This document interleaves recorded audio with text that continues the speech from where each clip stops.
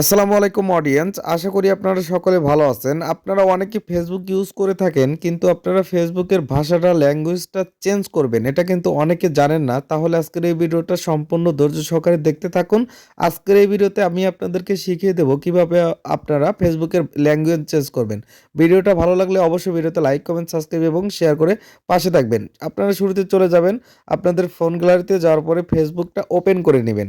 Open করার পরে আপনাদের মাঝে এরকম ইন্টারফেস শো করবে।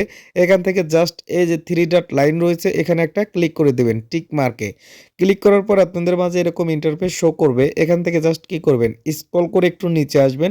আসার পরে দেখতে পারবেন এখানে এই যে সেটিংস নামে যে অপশনটা রয়েছে, সেটিংসে ক্লিক করে দেবেন। ক্লিক করার পর এরকম ইন্টারফেস শো করবে।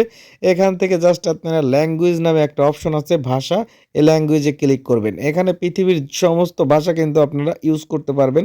যেহেতু আমি বাংলা ভাষা ইউজ করব, সেজন্য বাংলা এখানে টিক মার্কে দেওয়ার সাথে সাথে কিন্তু আপনার ফেসবুকের সমস্ত সেটিং বাংলা শো করবে, বাংলা বলতে পারবেন। আপনি যদি ইংলিশ করেন তাহলে ইংরেজিতে ক্লিক করলে কিন্তু ইংরেজি অটোমেটিকলি চলে আসবে।